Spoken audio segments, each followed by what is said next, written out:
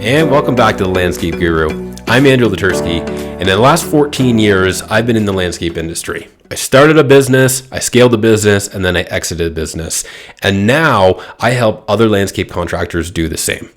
So if you think, hey, I am stuck in the same spot day after day working on the job site, I don't know where to go from here, how to scale, is it even possible? Then this is the place to come. This is where we're going to talk about all sorts of tips and information when it comes to growing your business, things that I've actually learned and put to use over the last 14 years so that you don't make the same mistakes that I did. Welcome to episode number 3, and today we're going to be talking about tracking expenses for business growth. So everybody out there knows that if you don't track your expenses, you're going to miss things, right?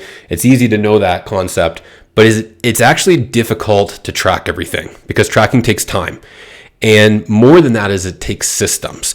If you don't have the right systems in place, then tracking your expenses can be a fucking nightmare. For years, I tracked expenses on the back of notepads, on pickup tickets from the job site, when material was delivered, and you name it. If it was the wrong way to track it, I did it. Now, while tracking the wrong way is better than not tracking at all, you might as well just get to doing it properly right from the start and avoid a bunch of headaches. So first I want to get into the importance of tracking for estimating purposes. So if you're out there and you're still estimating by the square footage, or like if you're building a retaining wall, say linear feet, or grass cutting, this one varies. But if you're just estimating based on the size of the lawn, stop doing that, guys. Okay. This is going to change your business. This one tip right here is, if you are pricing by square footage or pricing by linear or size of a lawn, what you're actually doing is you're forgetting about all the other expenses that come into that project. So let's talk about the lawn, right? So if you're pricing based on the size of the lawn, let's say it's an acre, we're gonna make it easy. 1 acre is X numbers of dollars, 2 acres is double, and on it goes. That's okay, we get that.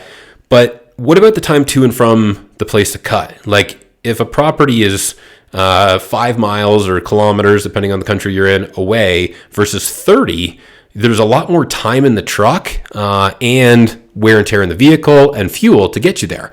Especially if you got a team of like 2 or 3 guys, if it's a 15 or 20 minute drive, say 3 guys, that's an hour versus around the corner and it's like 3 minutes. So you got to remember to include that extra hour drive time, and it's not just on the way there, it's where you going after that, right? So that has to come into play with your overhead. It's the same thing with pricing a job by square foot. Like what base are you doing? We're going to do say like a standard 8-inch or 10-inch base. That's fine. So you can figure that number out and come up with a rough material cost per square foot. But like how far off the driveway is the patio or the walkway? How much sod or seed are you going to have to put down afterwards? Do you have to take any sections of the fence down for access? Like what kind of permits do you need to do? Like all this other stuff that comes into play. Again, how far from your office or your shop to the job site is it? How many hours of travel do I have for my team? How many kilometers, miles do I have on the truck? What about tools? Like, are you taking into consideration that you're going to put 10 hours on a packer or 15 hours on a tractor? Whatever it is, who's paying for the service on the tractor, right? So like this all has to be included in overhead and expense tracking so that you really know when you get to pricing a job that you've got this stuff in.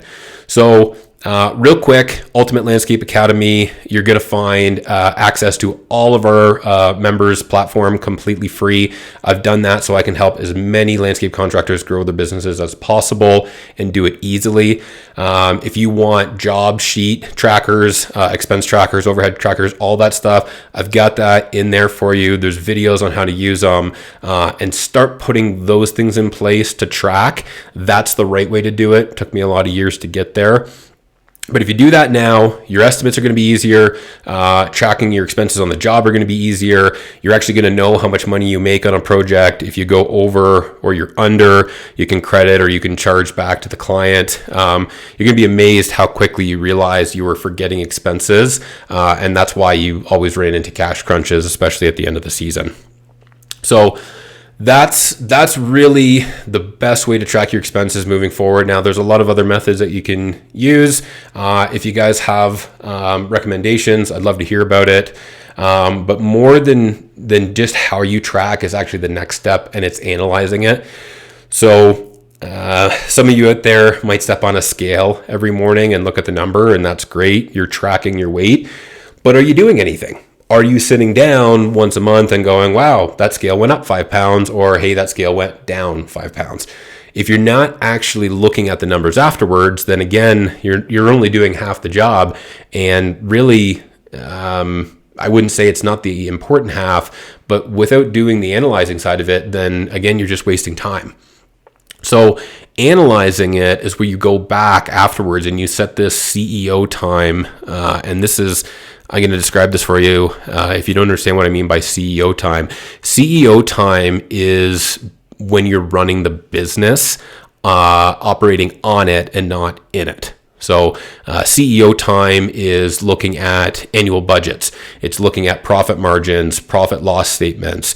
It's looking at how can we grow our culture of this business better, get new hires. How do we actually make this a better environment to work? How do we get new leads? All that kind of stuff is CEO time. The installer time, or whatever else you want to call it, that's where you're actually on the job site doing work, getting things done. And that time, it's necessary, but without the CEO time, you're going to be stuck in the same position in your business that you are now and never be able to grow. So put the CEO time aside, start analyzing those numbers, make a point of doing it like once a week, or, if you can do it every day on your job as you go through, it'll be easier. But the more often you track the stuff, update it, and then review it, the more you're going to have a clear picture on what your business is actually doing, where you're making mistakes, where you're making good amounts of cash, and then it's going to help you kind of steer towards the areas of making money and away from the ones that are costing you big time. All right.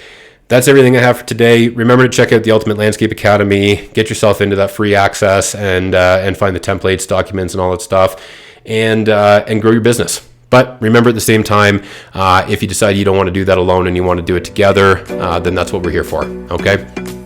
That's all I got for this week. We'll catch you next episode.